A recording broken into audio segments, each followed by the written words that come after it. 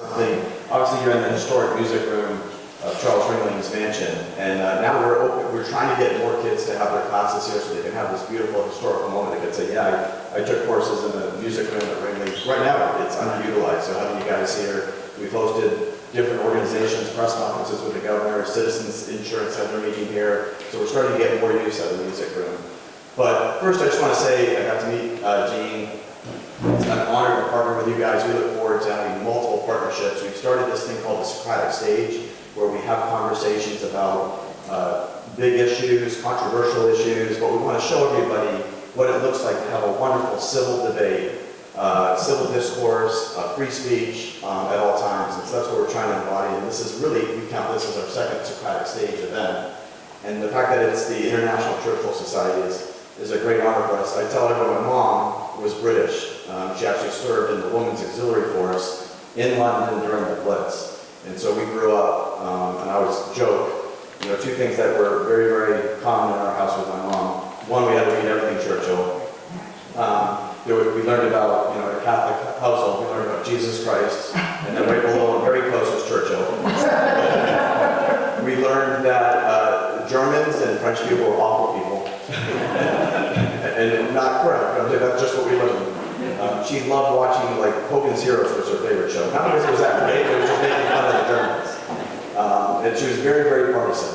And I quote Churchill all the time. As we go through this transition at New College, we just get editorials, people, just protests, everything.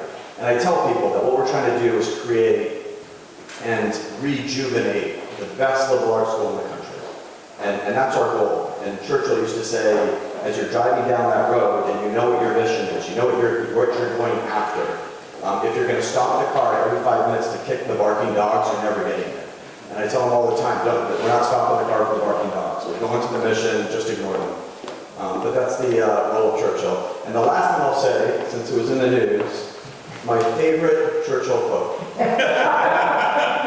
Success is not final, failure is not fatal, it is the courage to continue that counts. I have to give you guys a hard time, he's been so good to us, and here you guys are picking on him, it's exit. But thank you very much, it's an honor to have you.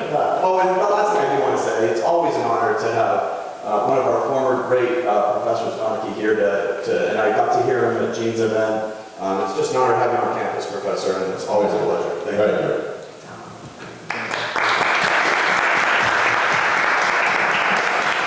Thank you, President Corbin. I'm Gene Colson, President of our Florida Gulf Coast chapter of the International Churchill Society. For those of you who are new, a brief introduction. Just 3 years after Sir Winston passed away in 1965 at age 90, our society was founded to perpetuate his ideals, life, and legacy for future generations. Our national programs, publications, and activities are conducted via the National Churchill Leadership Center in Washington, D.C. at George Washington University, and at America's National Churchill Museum at Westminster College in Fulton, Missouri, where he delivered his iconic Iron Curtain speech. Well, 2024, this year, is the 150th anniversary year of Churchill's birth. As President Corcoran so nicely mentioned, New College has collaborated with our International Churchill Society chapter to create Churchill 150, a year-long series of Churchill-themed events here. We are thrilled to begin Churchill 150 today, here at New College with our first joint book forum. Thank you, President Corcoran and your entire staff for hosting us, and thank you, fellow Churchillians here, for being here. Well, as you just heard, Churchill and Florida certainly have made international news these past few days.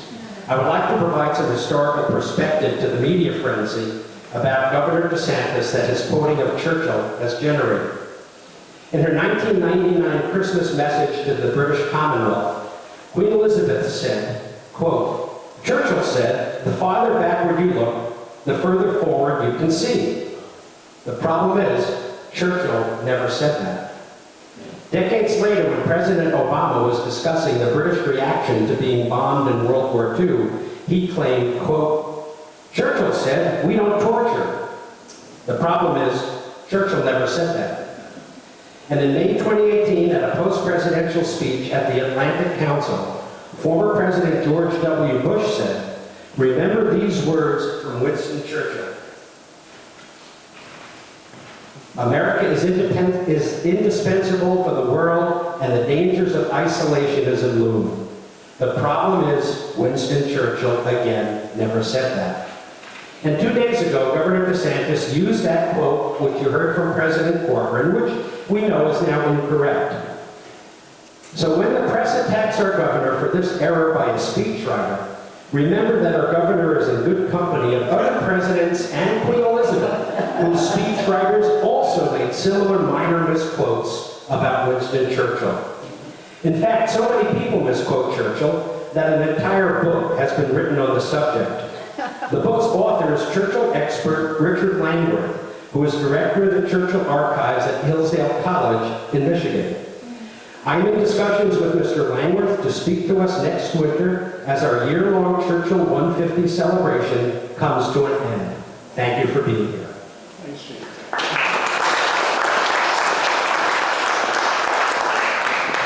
Thank you, Gene. I have the honor of introducing Justice Donaghy, Professor Emeritus of New College. Justice was born in Brooklyn, New York. His bachelor's degree was from Colgate University and his master's and doctorate degree from Princeton. He has served on the faculties of Colgate, Ohio Wesleyan University, and New College of Florida, which is the state honors college here in Sarasota. He has written a number of books on various topics, including The Presidencies of James Garfield and Chester Arthur, the isolationist movement from the 1930s through the 1950s, U.S.-East Asian relations when the Japanese invaded Manchuria in 1931, the New Deal, and the foreign policy of Franklin Roosevelt. So, Professor Donaghy, would you please tell us why you wrote this book that we're discussing today? Yeah. First of all, let me thank you and Elizabeth, and thank Gene and Jerry here for the hard work they put in to make this Churchill event a reality. The real labor behind any event like this, and quite sure other people from the Churchill Society also work very hard. And second, I want to thank New College for sponsoring this event. Again, there is real labor from the personnel involved. I was professor of history at New College from 1969 to 2005. I retired at age 67 in 2005. New College was an experience I'll always treasure, in great measure because of the fine caliber of colleagues that I had to work with there. And it was really a privilege to be on this faculty. I knew Rita Kipper, whose picture is on this wall, and this room is called the Rita Kipp Music Room. And at a time when New College was in desperate straits in 1972, we would wait tables on people we were called the associates, and these were generous donors without whom the college could not survive as a private institution. And I was waiting on Rita Kipp, and the director of public relations or promotion, development, whatever, you felt kind of eely around when he pointed to Rita Kipp, said, wait on her very well. She's key, she's key. And so I'm trying to wait on her. By the way, we're not allowed to sit with the people we're waiting on. We would sit, we would go in the cafeteria and eat after all the dinner and all the speakers. You boys are just so sweet. I think I'll have a PhD wait on me all the time. And the thing is, she meant well. I mean, it wasn't a conscious put down of any of us. But that's why another guest there said, when colleague received his doctorate, combined literature, religion major, University of Chicago. Hey, fella, what's wrong with this chicken? So these were heroic times in those days.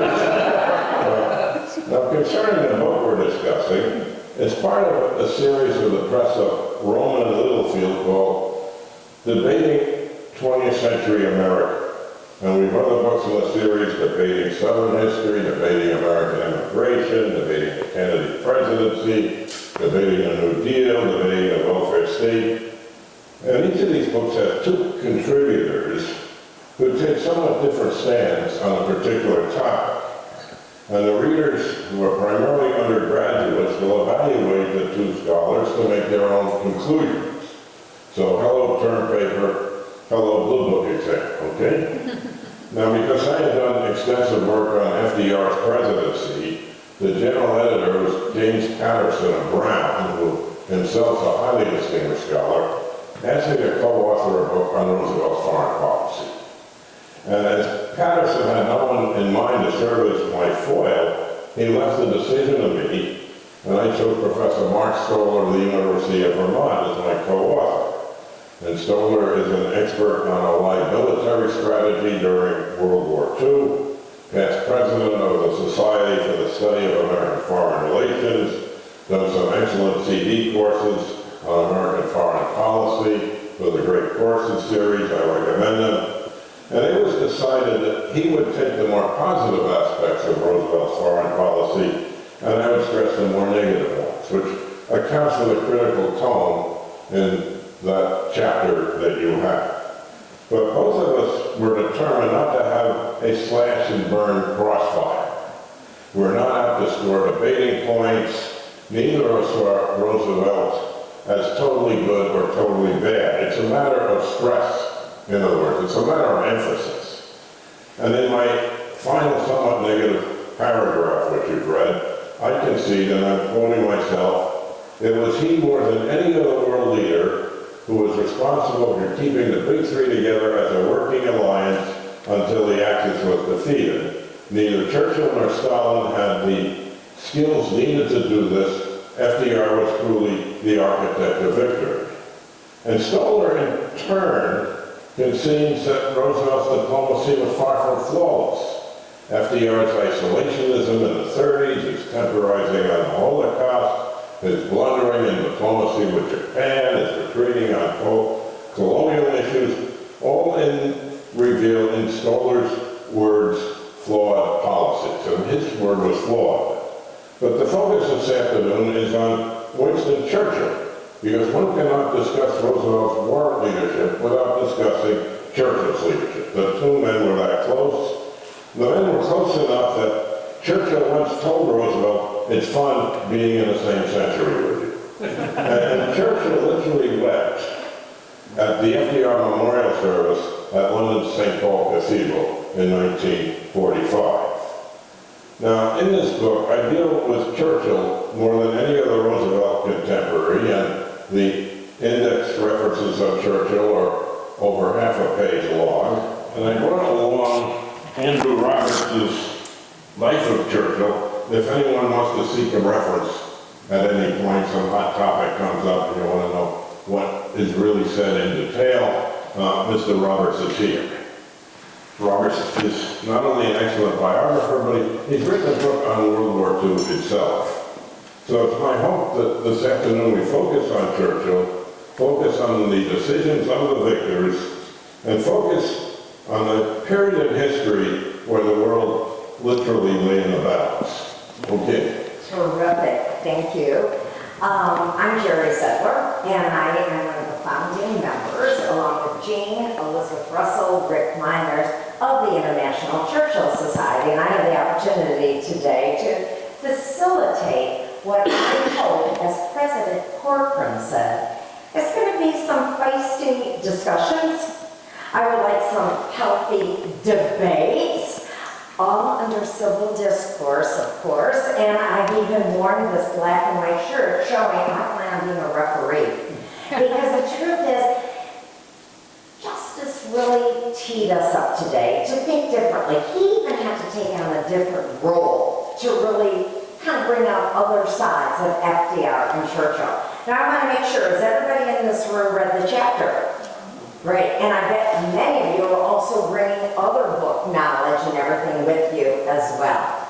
So in terms of this debate, what I want to reinforce is that, yes, I want a discussion. We are going to be taping this, so that this will be videotaped, so that my associates will be coming to you with a microphone. If you want to stand and ask the question, do it from your seat, that's terrific. I think I should say question. I should say your statement.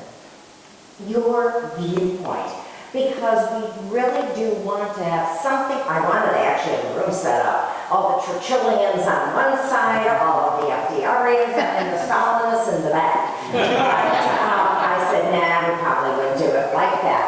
But I wanted to really be out there. And even though we're sitting here like this, I'm standing up because I want it to be feisty. This is our chance. You came today, so I really want to tee us up. We've worked together on questions, and really, as Professor Donahue said, I want to run the gamut, because as much as I love history, I'm not a historian, and I don't know how many historians we have in the room, but I bet we have far more knowledgeable people who want to have an exchange. So I want to start up with questions for you to kind of start the ball back and forth. But I know this is going to go off in different directions too. So please feel free to go there. The only thing that we don't want to do at the top of this is we're staying with those years, 1940 to 45. It's inevitable. There's going to be some similarities. People are going to say, hey, history repeats itself. I could see some things applicable to today. We know there are many people who will get into situations and say, WWCD. What does it stand for? What would Churchill do? That's all great, but we're going to do that at the end of the program here. We really want to stay within this 5-year time period of 40 to 45. So I want to start out with a question on competence. And I want to say, as Justice said this, okay, the author has included opinions of several eminent historians here, and they run the gamut. Some were extremely derogatory, I felt, in terms of that FDR was dictatorial. He was non-committal. He was even a strategist without a strategy. Others have seen him as brilliant, highly strategic. Who wants to open up the floor? How do you see FDR? Oh, what a shy group down here in Sarasota. Thoughts, comments? I know some of you guys, but I will not call on you purposely. Yes. I'll jump in. Yes, and microphone. Great. Thank you. I'm going primarily off the provided text. Perfect. You know, especially you talk about the breadth of knowledge people might have. Focus on that one. I thought it was a text that was sort of critical of FDR's commitment and instigation of activity, and it felt that in the context of that, FDR seemed to be moving as rapidly as possible towards direct conflict with Germany, with on the continent, and was limited by the opportunity to motivate the citizenry of the United States. Oh. I don't think at any time we were generally hoping for a dictatorial political leader here who was able to declare war. That's a whole other issue, but we've got problems with that already with the declaration of war the last time it happened. So. Right. Okay. Comments? Others, how did you feel? Yes. Yeah, my name is Patricia.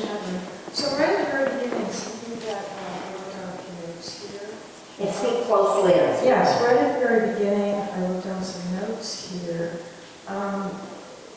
That you spoke about FDR and you said he didn't have a plan, he wasn't strategic, he was just, he wasn't taking initiative. But one thing following up on what you just said, there was a book that was nominated for a National Book Award this year.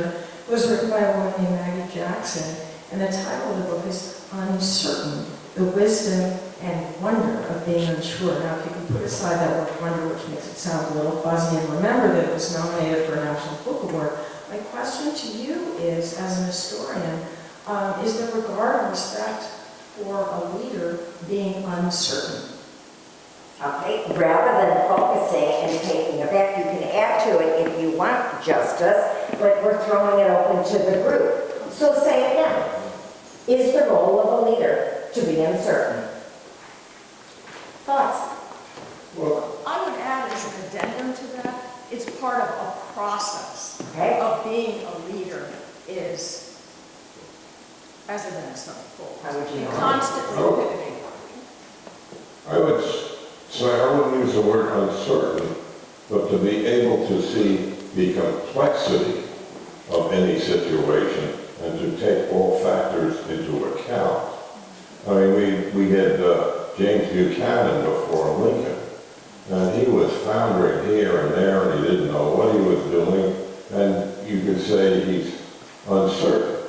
Lincoln came in, he didn't really have a clue about how strong the Confederacy felt about seceding from the Union. He was sort of out of it. In that sense, he was very uncertain about things. But he worked to see the complexity of the situation. Maybe we can keep the other states. Maybe we can tell the South that slavery itself in their states will not be threatened during my administration. And so I would make that difference. I just want to follow up on that. I see FDR, at least in the military point of view, as fairly weak. Comparing him to Lincoln, comparing him to his cousin Teddy Roosevelt, comparing him to other military presidents, from this point of view, when you read about Lincoln, he knew very little about the military strategy, military history. He went down to the naval yards and the army bases around the nation's capital to learn. He had to replace generals constantly until he found U.S. Grant. I don't detect that at all. If you compare Churchill, who got in his chiefs of staff of the Air Force, the Army, going over sometimes nitty-gritty stuff about Norway, always interfering to try to learn more about the D-Day plans, push his own ideas. I don't get that with FDR. I've never read that he even went to George Marshall's office to discuss anything militarily, to meet with the head of the Army Air Corps or the Navy, to try to learn more, to intercede. I see him as an armchair commander-in-chief. He would be given information. He would act on it sometimes, but this review certainly doesn't make him very complimentary analysis. So that distinction I wanted to add to your bringing up Lincoln, and I compare him to Churchill. I just don't see him as a strong military leader at a critical time, at least in the beginning. And I don't think that continued ever throughout his death. He was there doing other things. And it's fine, he let George Marshall run things, but he never took an interest. I hate to disagree with my good friend. No, but that's fine. That's a perfect way we're here. I think on certain very important issues, Franklin Roosevelt was correct, and he overrode basically the opposition of the military. For example, the military did not want to provide arms either to Great Britain or to the Soviet Union because their feeling was the first priority was to build up our own capability. FDR overrode that, and the result was that both Britain and the Soviet Union survived despite what the military had said. In regard to FDR's role relative to what Gene said, FDR chose excellent leaders and did not really interfere with their decision making. And I think you have to applaud him for that, because if you look at both Churchill, Stalin, and Hitler, they interfered tremendously with their commanders with, in many cases, very, very negative results. No one can accuse FDR of that respect. Okay, that's good. John? I think the question was about strategy, and the author points out at the end of the book, at the end of the chapter, was that when Roosevelt went to Yalta, he had no strategy. There was literally no plan, and the result of that was Stalin dominated the events and, of course, the subsequent history to that. And the other thing, too, is, again, based on the writing, the issue with the colonies, the colonial empire of the French. Right, now we're jumping ahead on some of this. But he was squandering around, and Yeah. there seemed to be no strategy. So all of a sudden, you can see it's inevitable, as I said, once we begin on something, I guess it's going to take off in a few directions. I want to take one thing that Gene was saying, and Justice as well, and that is, remember Lincoln, one of his styles of leadership was MBWA, management by walking around. And he really became known for that. Doing a lot of leadership and C-suite work that I do, that's what people will really say. We could take on two. He wasn't in the best of physical shape. Does that stop somebody from being, when you're immobilized in some degree, does that stop you from doing some of the things that you would normally do also? But now I want to flip, because we're talking about what Churchill did. What do we think, what FDR did, what do we think Churchill thought of FDR? Did he view him as incompetent? Did he view him as naive? Did he view him simply as a politician who was thinking ahead to be reelected? We talked about the FDR side. What do you think Churchill was thinking? You're putting yourself in somebody else's head. What do you think? Any thoughts?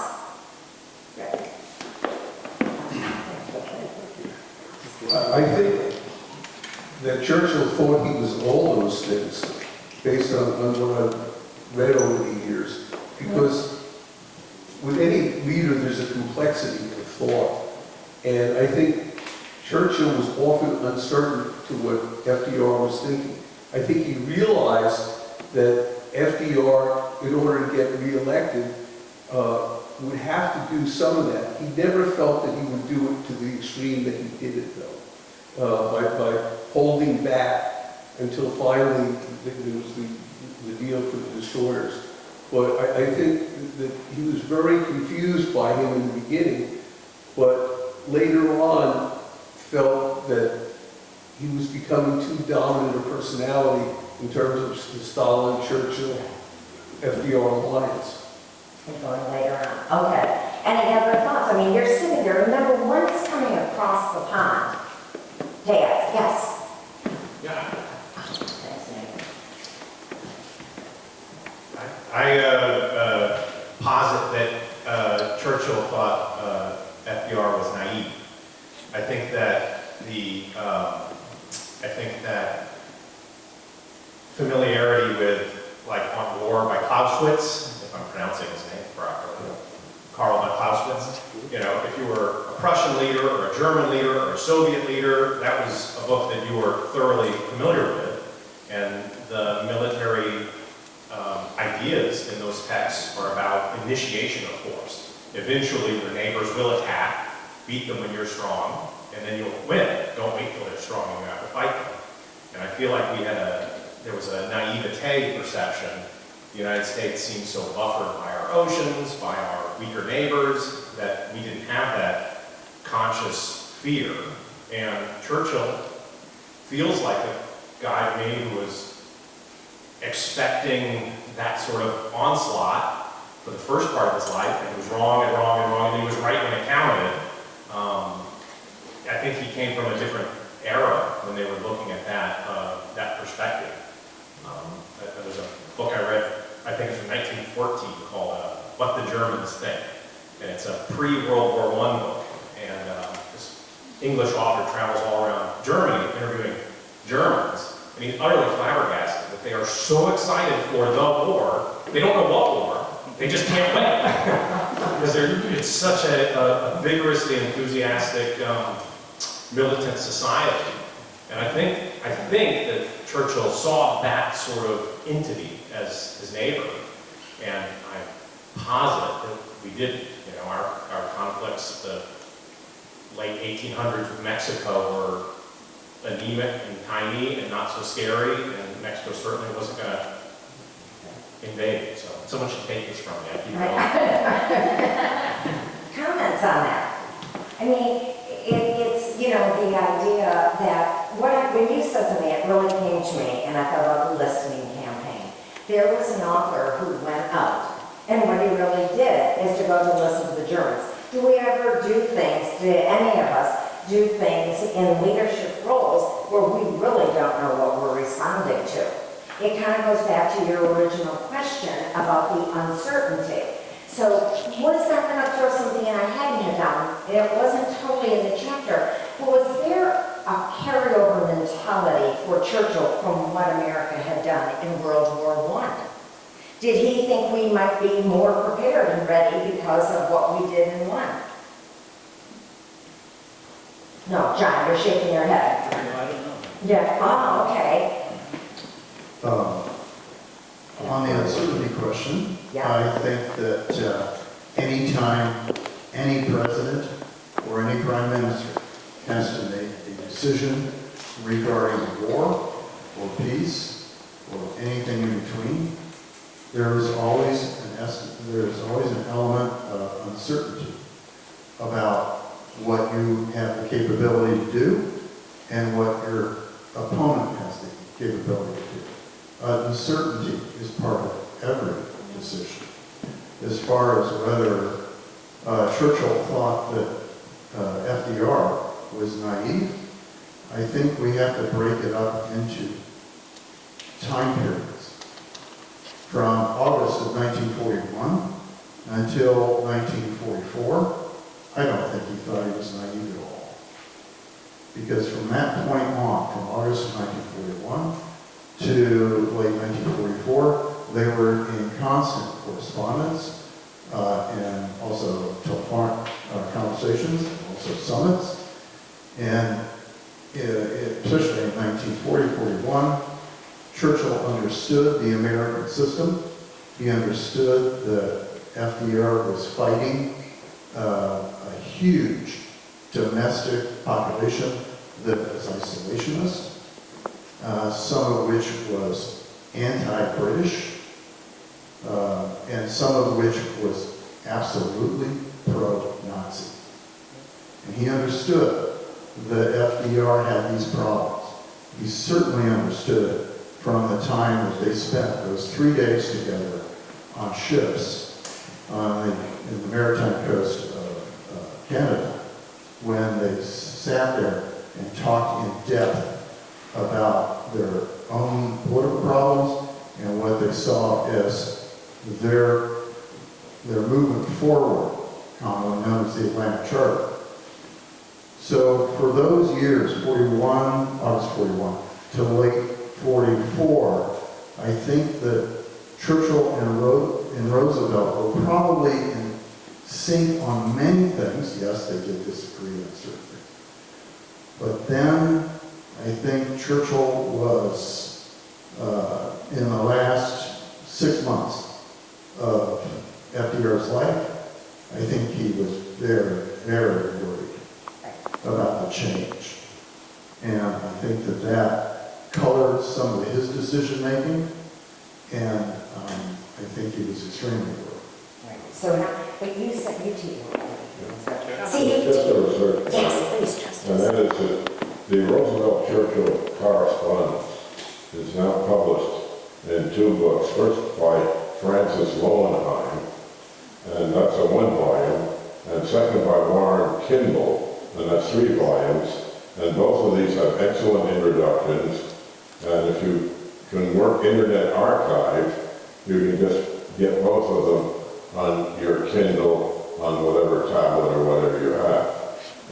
The isolationists, I like to call them anti-interventionists, to the great part, and this was shown in one of an essay by Manfred Jones, who was one of the editors with Lowenheim, were basically isolationists. They were pro-British, but not pro-British to the point that would risk America entering the war. This is a crucial issue. It's not whether you favor Hitler and the Germans or Churchill and the English, so much as to what degree are we going to risk our troops being committed to war by convoying Lend-Lease goods over to Europe. This was a crucial issue, and both the interventionists, led by Franklin Roosevelt, and the isolationists, led by the America First Committee, this was the focus of the debate.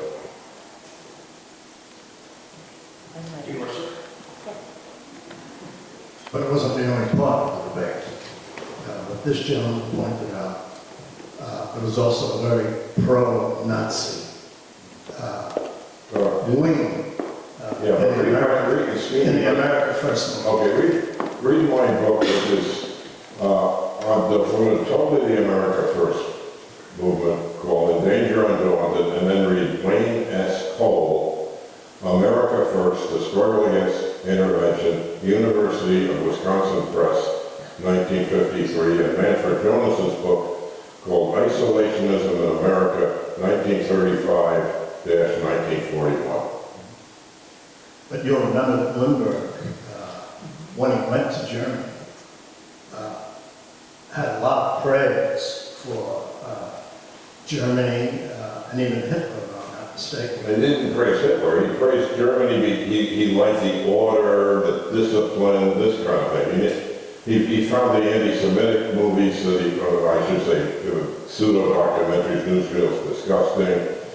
Read Anne Morrow Lindbergh's account of her. First of all, there's the Lindbergh diaries, which are published. And then there's Anne Morrow Lindbergh's 3-volume story of that particular period. One's called The Flower in the Nettle, and the other's called War Within and Without. And then we can talk some more about this. You're getting us out more book club ideas here for history, on that. Yes, right there, sir. A couple of short comments. I believe that Churchill's overall strategy for the war was one that was to keep the continuance of the British Empire. That was his primary objective for the end of the war. I think Roosevelt's objective was the dissolution of colonialism. He was terribly against colonialism, with the exception of his love for the Soviet Union, in which he didn't mind Soviet Union colonializing Eastern Europe. So those are the two long-term objectives, I think. With regard to uncertainty, our mind does lots of things with uncertainty. Trying to sectionalize what various options are available that come out of this uncertainty. Mathematicians often put probabilities on it. 32.5% on this one, 99% on this other one. So, but our mind does things like that, and I'm sure Churchill did with all the uncertainties that he was faced with.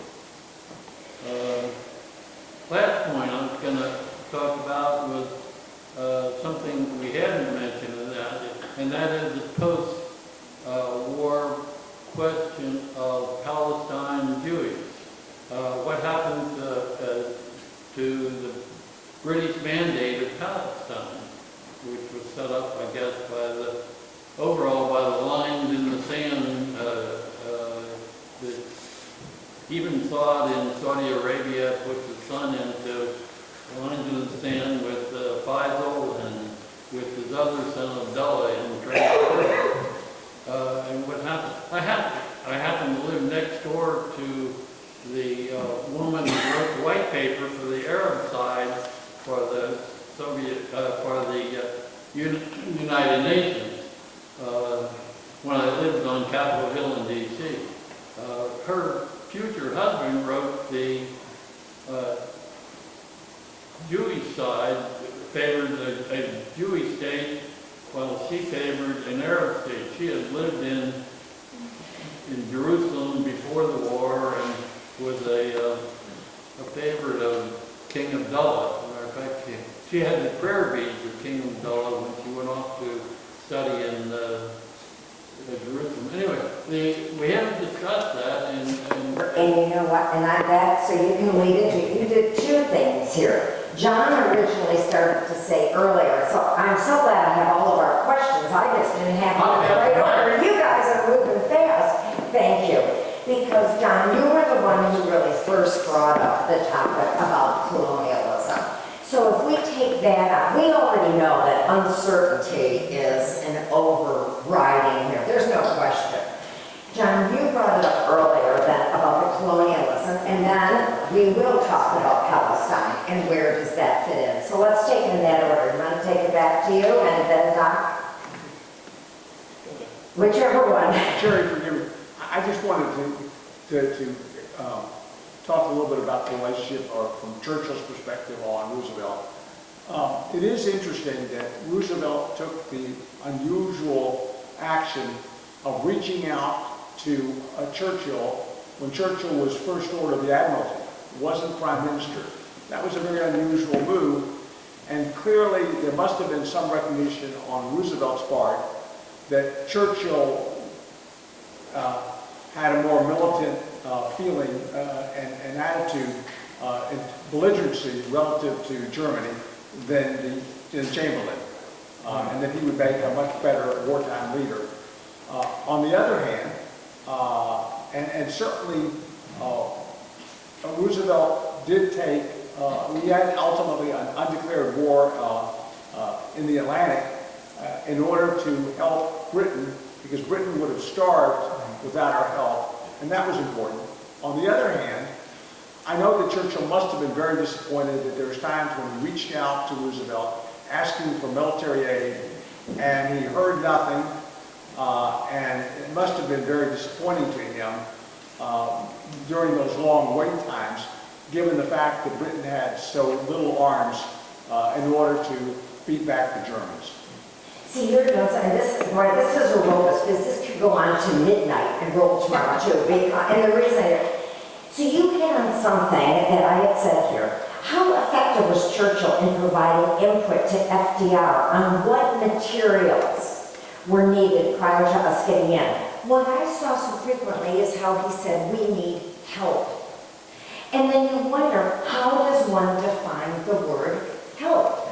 Because somebody could be saying, I need help, and somebody's going to say more specific.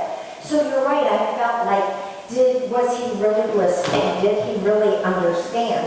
Was Churchill saying enough of what he really needed? And do any leaders with the uncertainty, do they not know for sure?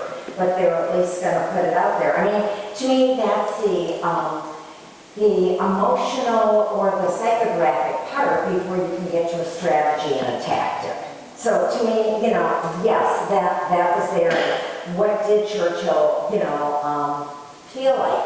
And I guess I'm going to bring up something right now this time too, and go back to the colonial everything too. When Churchill would feel that way, what was he saying to the people of England? How was he coming across to them? What was he doing on the news? Was he pumping them up? Was he motivating them? Was he trying to inspire them?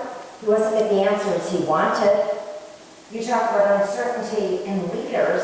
So what do you think that he was doing on the other side? That's when I use the word naive. Did he feel like he was hitting his head against the wall a little bit? And then when did he start coming over to DC? Was it better to do the real FaceTime than what we're doing now? So, I really think about yes, we've got the strategy and the tactics, but what were these two men feeling? You're also coming into an election time period. You had kind of said to it earlier. How much are you doing to get the vote? At the very beginning of the book, Justice, when you say, I'm going to support the Allies, but hey, it's not going to be your voice. We're not going to have the boots on the ground. You so frequently said that we want to be much more cost effective. We didn't want to have to go into everything. Any comments? Am I really off track on this? Well, Churchill referred to Lend-Lease as a most unsorted act. But if you look at the terms of the Lend-Lease, we were pretty well taking the British over our back. I mean, we wanted them to break up what was called the imperial preference system, whereby they were receiving special tariffs and lower prices for their own manufacturers, whereas America wanted an open door and it would allow American goods to come in at equal prices everywhere in the world. And at the Newfoundland meeting, when it draws up the Atlantic Charter, and if you look at the Atlantic Charter carefully, the verbs are always verbs of volition. We hope, we intend, We expect, they never say, this will happen, this is absolute, and Stalin said, oh yes, this is wonderful. Of course, different areas have different circumstances, okay? But Churchill left Newfoundland optimistic, and Roosevelt really didn't follow through on sending the convoys and whatever all the way to Britain. I don't know how I express it in here, but Churchill really wasn't brainwashing Roosevelt by any means. Roosevelt was very canny. If you look at Churchill's speeches, in almost every speech, there is a paragraph addressed to the Americans, asking for American help. Go on. So going back to the question then on colonialism, you brought it up, and what is your first name, sir? Dave. Dave, and Dave reinforced it. Do you want to go back, John, and say? All I was going to say was in terms of strategy that Roosevelt wanted to eliminate colonialism, but hadn't thought through what the implications of that were. So it was more of an impulse. Churchill pointed out to him that if you throw us out of India, there'll be 1 million dead people. And it turned out to be true. So it was a kind of a nice impulse, but I didn't think there was a strategic context. And also with the French in their colonies. So it was more, thinking of it was rather than thinking it through what the implications were there. And Gene, I remember when we were talking about this at the beginning, you had an interesting question, and it was why then? And was it right what he did to Churchill to do it in that environment, I think you were saying? And did Churchill push back? What did he say? Did he fight for it? Did he say, yeah.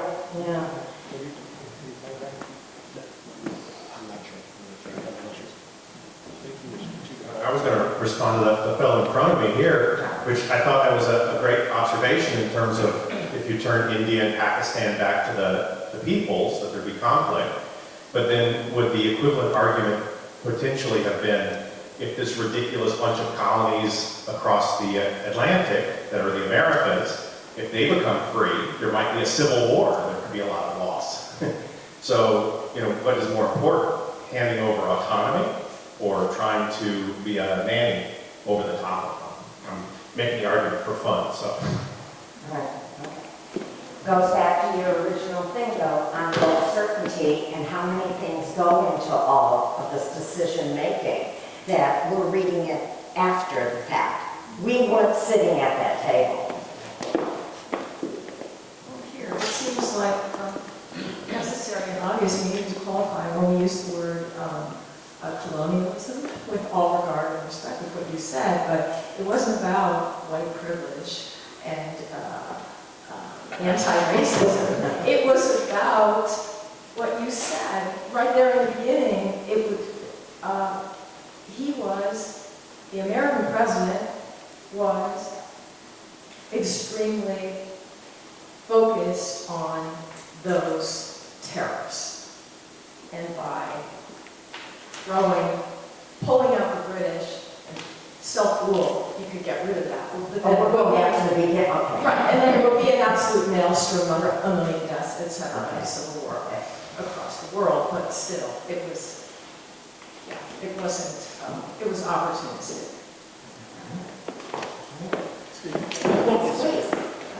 So, I would just make the point, that really the course of the Second World War, particularly in South and Southeast Asia, North Africa as well, just fundamentally broke European colonialism.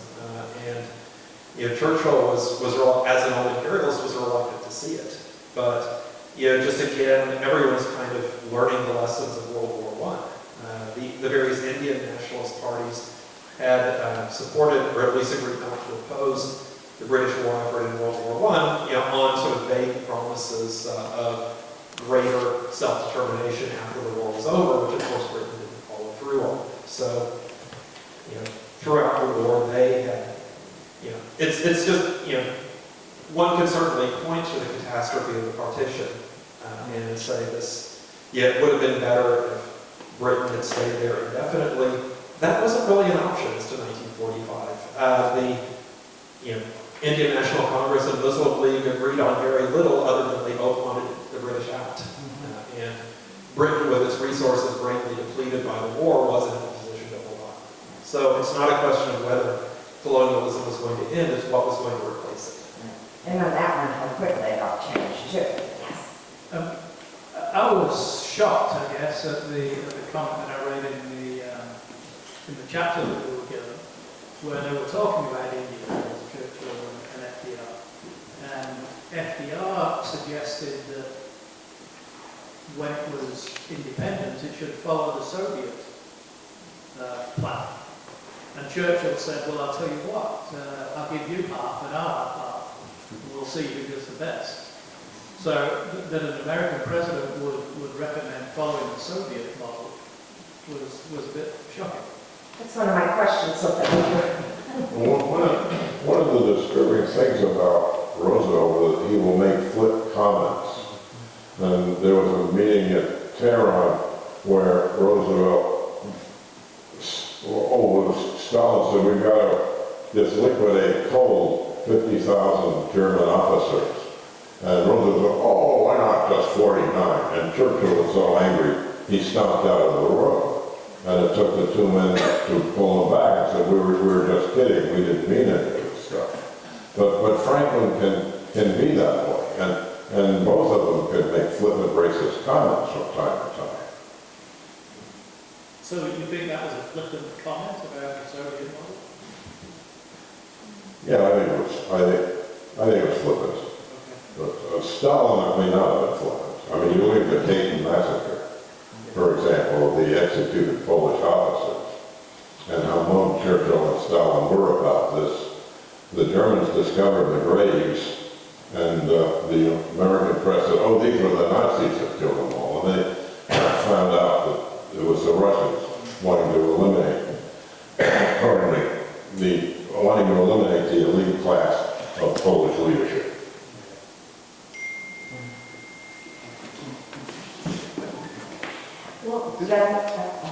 One of the things that surprised me in the chapter was how little Britain was getting from India in the source of revenue.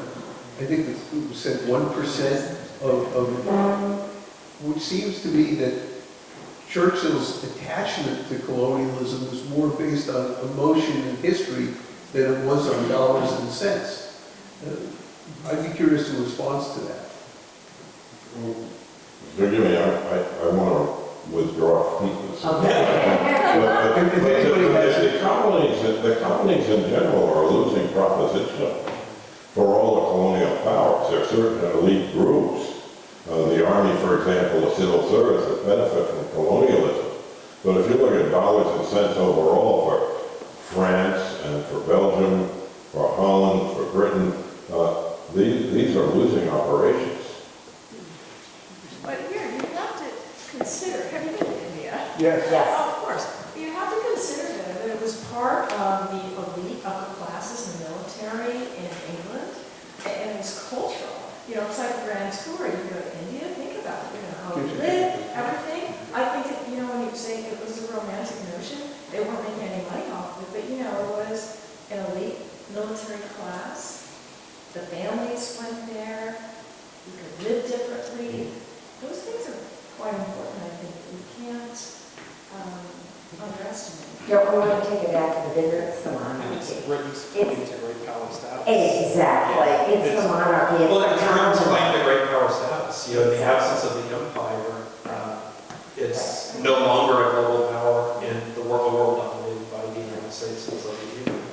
So, we haven't said anything when you think about, when you did cite Andrew Roberts' book, too. And of course, he's also written a terrific book on George III also, and all this things. But where is the monarchy? The Queen, we all saw that really upon her death, how that all tied in together. People say, I don't want to be the one to lose it on my watch.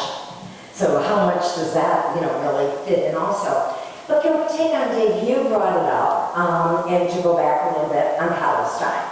One of the questions that I was going to say is, did FDR over here wait too long in helping the Jews? but you want to take a look at the bigger picture. So there's really a two-pronged here. What was the view with the Brits in that on Palestine? Who wants to talk about this? Thoughts? Everybody thought he did it right? You know about FDR? Yeah, FDR really what, here in America, what went on with the Jews, and then also the second part of the question is really with Palestine itself, the actual land and what went on. Well, I think that, the Brits had the mandate while FDR was alive. So, and in the last several months of FDR's life, I don't think we can count on much being done, decided, whatever. However, he was not in a position to do anything, especially once the war started. The Brits weren't in that much of a position to do anything. They were jammed. So it was post-war that the situation in Palestine rose up to the catastrophic level that it did, depending on which side you're on and both sides. So I don't think that Roosevelt lived long enough to see that and to even make a decision. Everybody agree? Thoughts? Okay. Microphone. I was just going to point out, I think there's an understandable tendency to conflate several different issues that are clearly related, but I think have to be considered separately. The question of the status of Mandate Palestine and what is going to happen to it after the withdrawal of the British. There is the question of the Allied response to the Holocaust as it unfolded in various different stages, and what they could have done, what perhaps they should have done, and there's the question of American immigration policy and the question of whether or not the door should be opened to Jewish refugees. I think there are obvious connections between those, but I think contemporaries tend to see them as more separate than we would be likely to. On the aspect of the Holocaust, which as a European historian is what I'm most familiar with, I think, as I believe was pointed out, at least in the early stages of the war, when the Germans dominated virtually all of continental Europe, there's very little that the West could do to stop it other than win the war, which of course took time. There's legitimate debate about whether the United States should have allowed more refugees to come in, whether Britain should have allowed more refugees into Palestine. I would answer both of those questions, yes, but I think the question sometimes overlooks the very real political obstacles that both Roosevelt and Churchill faced domestically in the U.S. from nativism and anti-Semitism in the United States and concerns about Jewish immigration. In Britain, the question of whether an influx of Jewish refugees would tip the balance in Palestine and lead to more conflict. So there are questions that are much murkier when we start looking at them in detail than they might seem at first glance. And that's why don't we all feel, though, for one chapter to be able to invoke so many different ideas and thoughts, because when you really think of what came through, we walked away like, oh my gosh, the connecting of the dots, ideas on the screen. One of the things that you were talking about too is how being so concerned, and I don't remember which conference it was, but he said, oh, I have to be concerned, Roosevelt said, about the number of, I think it was Poles and Hungarians like that in the United States, 7 to 8 million. But then he went a little bit further on and said it was not that many at all, and then said, and a lot of them were not of voting age. And so all of a sudden we begin to say the date of them was as it is now. I'm the one that said we're not going to bring it into the current times, but the reality is how much things change, they continue to stay the same. I think, yes, Bruce. So if you're looking at the situation in Palestine, going back many decades, there is a very strong, there always has been a very strong strand in Anglo-American thought, particularly among diplomats, known as the Arabists. And this goes back at least to the 1920s. There's this idea of if you do anything that makes the Jews happy, we will lose the entire Arab world and they will go over our enemies. And that was there, and it was British policy in the 20s and 30s. It reached probably its most disastrous consequences in '56, when Eisenhower destroyed the British, French, and Israeli campaign in Egypt in order to hand Nasser over to the Soviet Union. But the point is that theory has always been there, and it's always failed. It has always failed, and the Arab world, those who actually look at ideologies, have always preferred dictators. I mean, they were, people talk about the French influence in Syria and Lebanon. It was Vichy France that was most influential. The Arabs warmed up to, they warmed up to Hitler. They got along well with the Soviet Union. And then there's another strand of Arab thought, which is really much more, much closer to home, where they're saying what's best for me, for my tribe, for my country. So this whole, this whole idea has always been a disaster for Anglo-American diplomacy. It's always been a disaster for the Jews, but it's been very strong and quite constant. Vichy, yes. Roosevelt can be all over the map on the Zionist issue, and he had a tendency in general to agree with whomever is talking. And there's a perfectly, really a joke that the New Dealers like to tell us among themselves. Someone would present, Mr. President, we need a lower tariff. And they're sitting at Hyde Park, and Eleanor is here, and he's here. My God, you're right. And then the next person comes, Mr. President, we need a high tariff. My God, you're right. And Eleanor said, you just told two people opposite points of view. My God. And this was his style. Politics is a matter of babying people along at time. It's like dealing with the various political bosses he had to deal with in the cities and the South. He called himself a juggler in many ways. I never know, let the left hand know what the right is doing.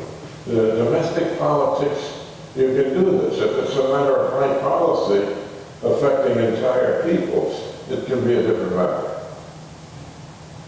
I want to pick up, I want to pick up something that you're saying about his style and that. And one of the things that I noticed in the book, he called him ludicrously charming. And I thought, well, that wasn't a term that I was really expecting to see as much. I want to go to Tehran.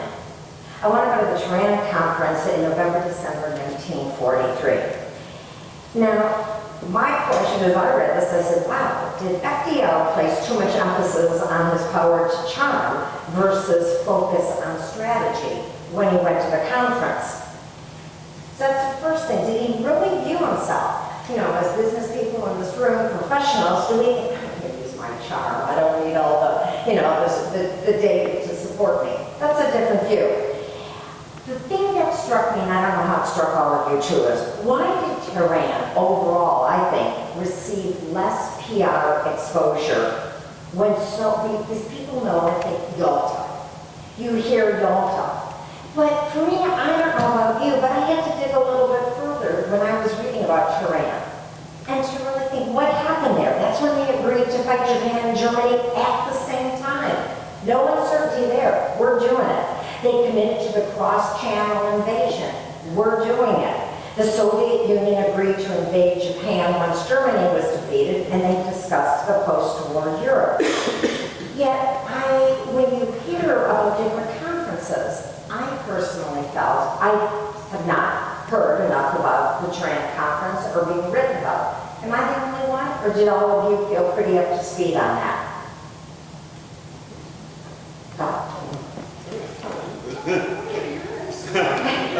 Here, I'll never And we got one for too.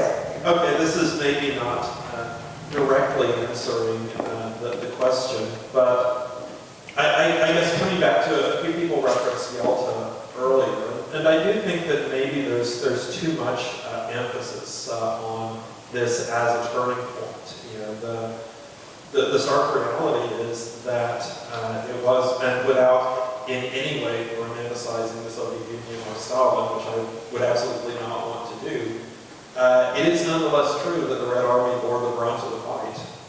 The great majority of the German army was engaged on the Eastern Front.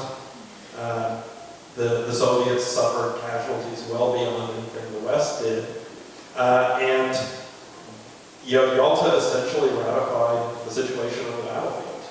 I mean, so you can't win more at the negotiating table than you could win on the battlefield. That's, whatever one might think about the Cold War era domination of Eastern Europe by the Soviet Union, it's an outcome of the war. Well, at Tehran, Stalin's focus clearly was on a second front. And the fact that we had promised him in 1942, we had promised him in 1943, and at Tehran he said, well, who was going to be your commander? And we did not choose the commander at that point. And he said, well, then you're not maybe serious about having a second front. And I think that's important to recognize. The second thing is that the Soviet intentions weren't as well understood at Tehran as they were in Yalta. In other words, as basically the Russian troops advanced toward Germany and began to occupy other countries, then basically the wishes of Stalin became much more apparent. I'm not sure it was that apparent at Tehran. Okay. So let me jump to something you just said about taking the pressure off of Russia, and that to talk about the soft underbelly approach for the second front, and the fact that they ended up going into, Sicily and that. What were the thoughts? Was that a good move? Was it a failure? Did it deter? Did it lengthen the war? Well, that was Churchill's idea. Yes. Oh, yes. And so FDR went along with that. There was some logic to it. And I think when we talk about these summits, we need to remember it wasn't the heads of state making decisions by themselves. There were particularly the Anglo-American combined chiefs of staff. And the heads of state, in this case Churchill and FDR, would have these meetings, these summits, every year or sometimes a little more frequently than that. But in the time in between, they are being assailed every day by their own joint chiefs of staff. And then we had the combined chiefs of staff, which were the Brits and the Americans. And the Americans held a preponderance of influence in that because we had the preponderance of logistics and manpower. And so there were many egos at stake in the combined chiefs of staff. And there were Brits that didn't think much of the Americans, and there were Americans that didn't think much of the Brits. And everybody had to work past that. The first 2 years that we were in war, that was a real serious problem. And finally, we got to the point where we were winning, and the logistics was getting a little bit easier. But the soft underbelly turned out to be anything but soft. And we were still fighting in Italy as Germany got overrun. So that was Churchill's idea, and we went along with it. I don't think that was the right idea with hindsight. I can see the logic at the time. But a lot of resources were diverted from the Pacific theater, particularly LSTs and smaller amphibious craft, in order to allow the landings, the combat landings in Sicily and Italy. So that was a big sacrifice on our part. Yes.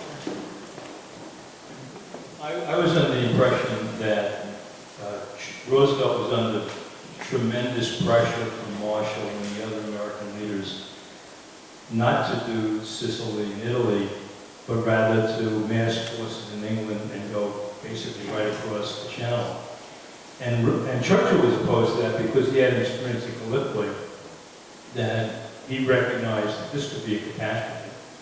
And I think in hindsight, probably even Marshall and the boys realized what a mistake it would have been, because the landings in North Africa were so catastrophically poor, and nobody knew what the hell they were doing. So I think Roosevelt deserves a lot of credit for not listening to the generals. And, you know, maybe the professor knows more about it, but it took a little bit of courage to do that, and he did it. Let me get inside of Churchill's head as much as I can. Churchill remembers the bloodbath of World War I on the Western Front, and the stalemate, and the tremendous loss of life. You've seen this new movie, All Quiet on the Western Front. It gives you some idea that we don't want it to happen again. And so he said, well, you know, there is a soft underbelly. Now, whether it's soft or not, that's sort of shaky.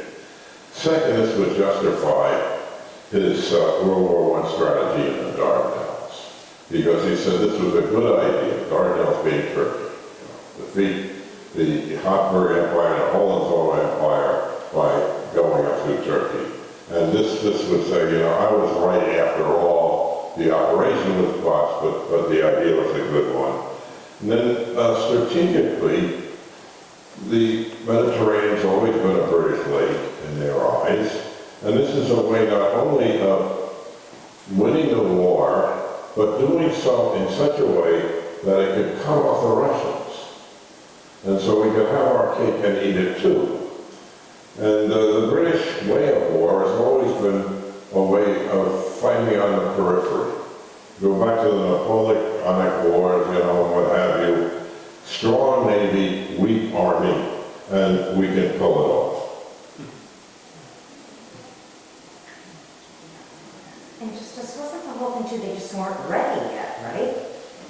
You know, I mean, George Marshall wants to go over there in 1942. And even in 43. Until 43, the British are bearing the far greater numbers of troops than Americans are in this time. We did have, there was a slight landing, sort of reconnaissance force at Jet involving Canadian troops. And that was a disaster. That was a total wipeout. You don't want more jets until you're really ready. Now, Churchill did drag and frustrated the Americans.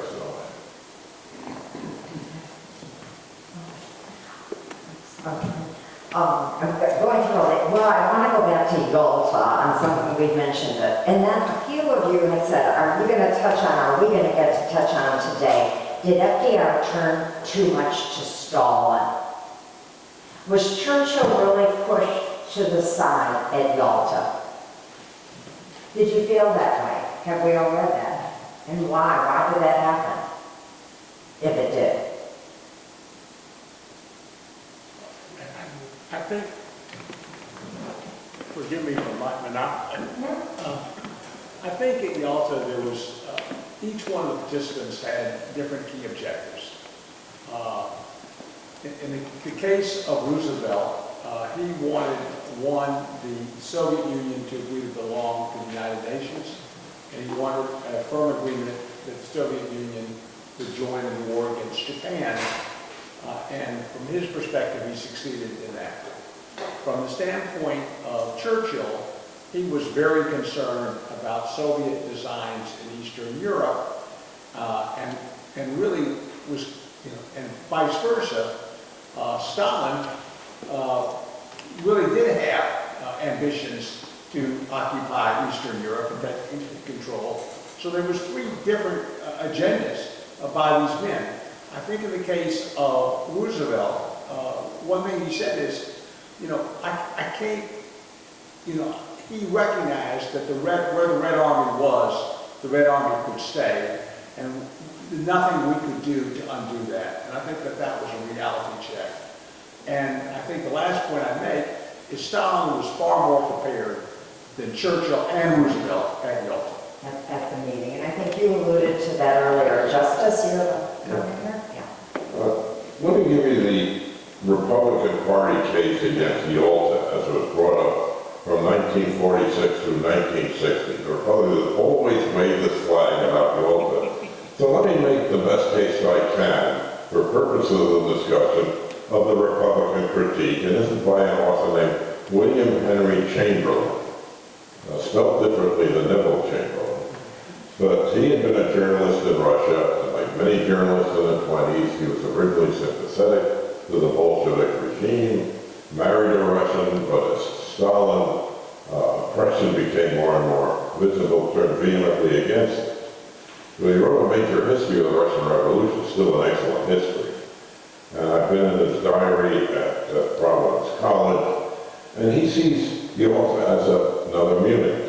And Chamberlain says this: if one substitutes Poland for Czechoslovakia, Stalin for Hitler, and Roosevelt and Churchill for Daladier and Chamberlain, the likeness is complete. Publicists of the left show the same complacency about Yalta that some publicists display about Munich. There was the same distorted, irrelevant arguments to justify a shabby and dishonorable transaction. In the Munich case, it was about the Sudeten Germans in Czechoslovakia. In the Yalta case, it concerned the Ukrainians in eastern Poland. There was the same eagerness to find excuses for the rapacious dictator. There was the same impatient distaste with the protest of the victim against being murdered. Like Munich, Yalta must be set down as a dismal failure, practically as well as morally. So this is the case as eloquently as it can be presented. I have no comment. Everyone agrees with Mr. Chamberlain? No. Why not? Well, as I said, there was no way that we could, after World War II, force the Russians to give up the territory they had conquered. We had no allies. The American public had no interest in having a prolonged war to fight against the Soviet Union. And so that was the reality. And the fact is, the Republican Party, they themselves, when it got down to it, really weren't prepared to go to war against Russia. I think there was also a case, we isolationists have all been accused of being a fifth column and Nazis. And now we've had this war, and this war has ended with the Soviet domination of Eastern Europe, and you're all a bunch of Reds. You know, tit for tat. This is a revenge posture on the part of the Republicans, many of whom have been isolationists. Well, as we're coming down now, what are the questions, comments that I have not touched on that you all have brought today? Anything that it's there that you want to get out on the table? Young man, you look like a good candidate. No? Here's one over here. Oh, please, go ahead. I have one. Let me get my glasses on, because I wrote this. Good, that's how I want. Well, thank you.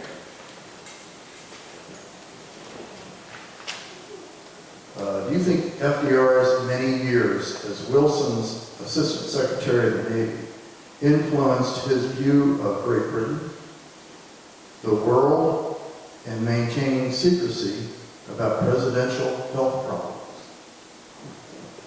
Now, we're going to do two things. Throw this to the floor first, and then coming back to you, Justice. Is that fair? Please. Please, okay. What do I mean? It's a three-pronged question there. Any Wilson experts in the room that you could kind of comment on this? No? Well, let's do it this way. What did you think? I think when Roosevelt reached out to Churchill, and Churchill was the first Sea Lord, that was because Roosevelt had been the Assistant Secretary of the Navy for one of the longest periods of anybody had been Assistant Secretary. He knew naval affairs.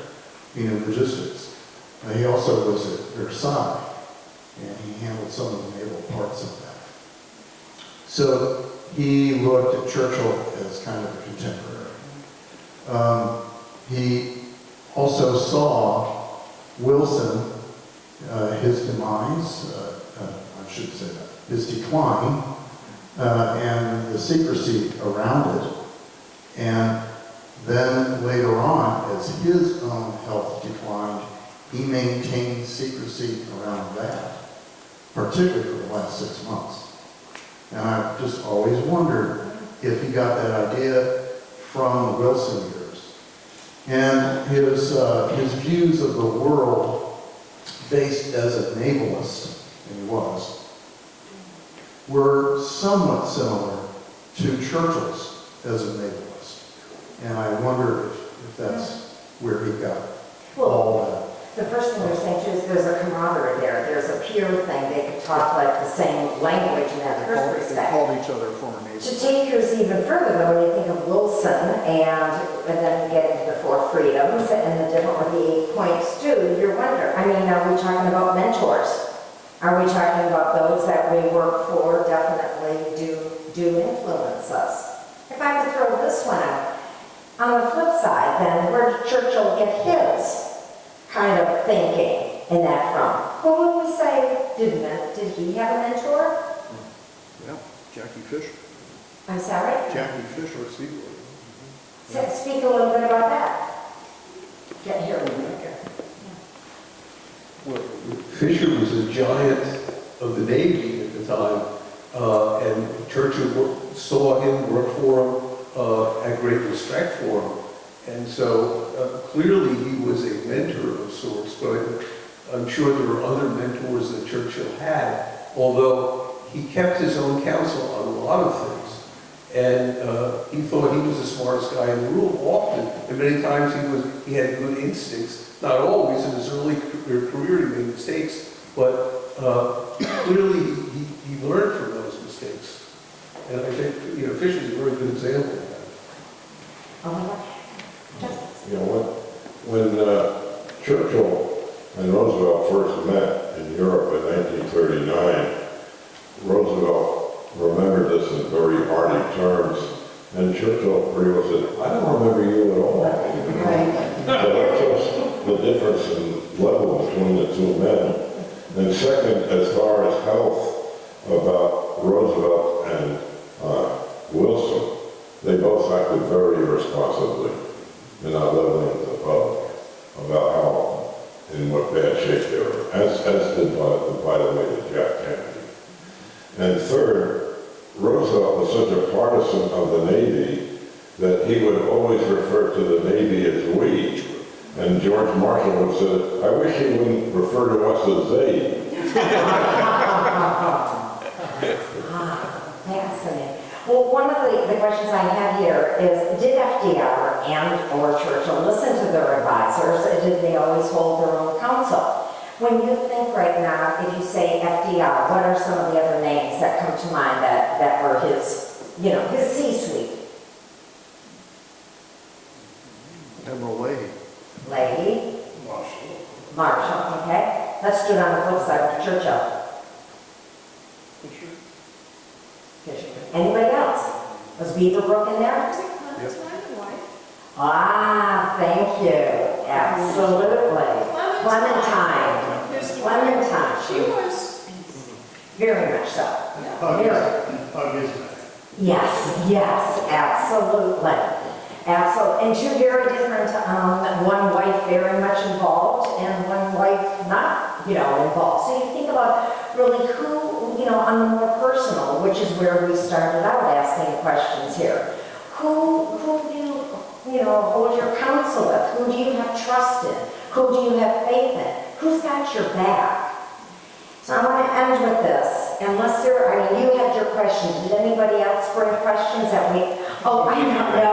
You can't do this and keep shaking your head. You are the youngest one, I believe, in the room here. It's all yours. My name is Griffin, and I'm 13. And the question I had about the four policemen is, how did Roosevelt, by trying to bring China and promoting his support for China, how did that hope to foster internal democracy and keep them in the war? How did that bring his hopes up of doing that by bringing China in? Fair question.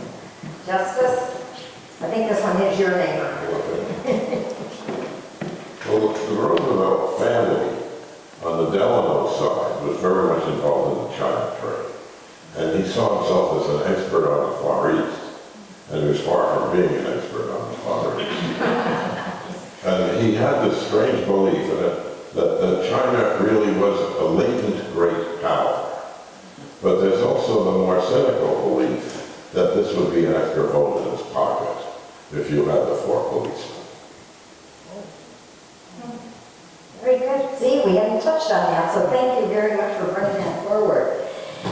So I want to end really on leadership styles. And I would love to, just by our strategic and tactical comments, very different men of the three emerged.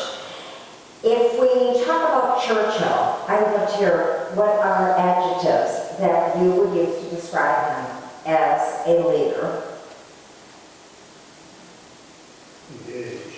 Engaged. Confident. Confident. Galvanizing. Galvanizing, motivational, inspirational. Was he too straightforward sometimes? Did he tell it like it was too much, or did the Brits need to hear it? They needed to hear it. They needed to hear it. Let's go to FDR.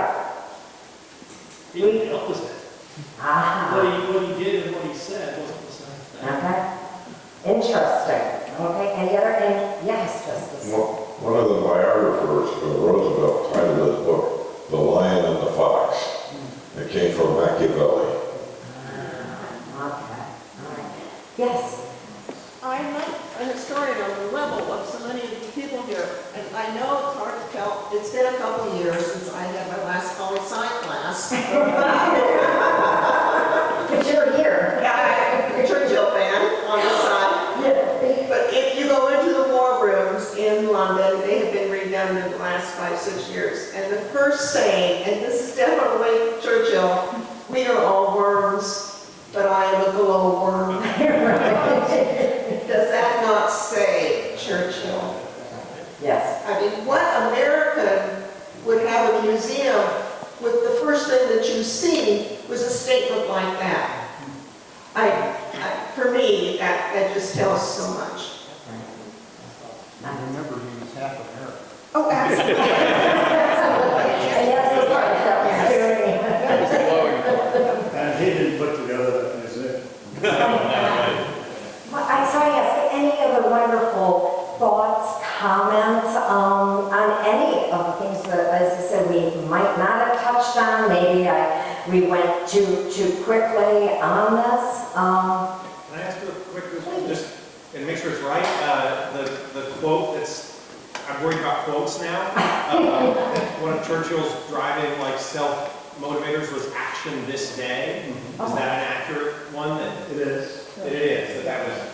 Because I love that one for him. Yeah. Action. And never, never, never give up, right? So, And I think he said he's 50% American and 100% British. well, great. If we have no other questions, then let me turn it over to Membership Chair Rick Myers. Thank you all for coming to this, which is our first book forum, and many thanks to New College for all their support and effectiveness in helping us put this together. Several people have asked questions about membership in the International Churchill Society. It's a great organization. It's easy to join. WinstonChurchill.org is the website. Just go on. It's a nominal amount of money to join, but on the website is a tremendous amount of information, videos, world events that are going on relative to Churchill and his influence that he has today. So it's a great organization to be part of, and clearly the Florida Gulf Coast chapter is very proud of our relationship with that.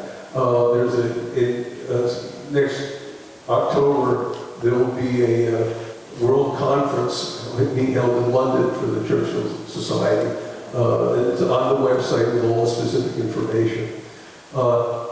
The Florida Gulf Coast chapter next event is targeted for February 28th, and it's going to be a Zoom conference coming in from London with David Reynolds, who's come out with a brand new book. You may have seen it written up in the Wall Street Journal last week and many other publications. And it's called Mirrors of Greatness, Who's Influenced Churchill. And David will be speaking. He's a former professor of international history at Cambridge University. And so we're delighted to be able to bring him to that Zoom conference. And we'll be sending out an invitation and information about that, as well as other events that will be coming up this coming year and into the future. It's a great 150th anniversary for Winston Churchill, and we should all be celebrating his life because he was the greatest man of the 20th century, in my opinion, and opinion of others. All right, can I add one thing on to this?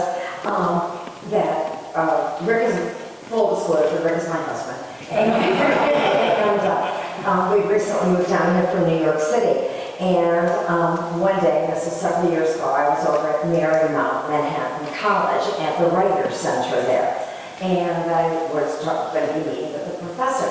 And it really goes back in a while because he was sitting at a long table and he was sitting with a woman. And he said, "We're running a little bit late. I'm taping her. Will you wait?" I said, "Sure, no problem." And I wasn't paying, it was before the cell phones, and that's why I wasn't paying any attention until I heard him say, "When did you realize your father was the most important man of the 20th century?" And I looked up, and it was Mary Churchill Soames, and she was coming out with her new book on Clementine. And so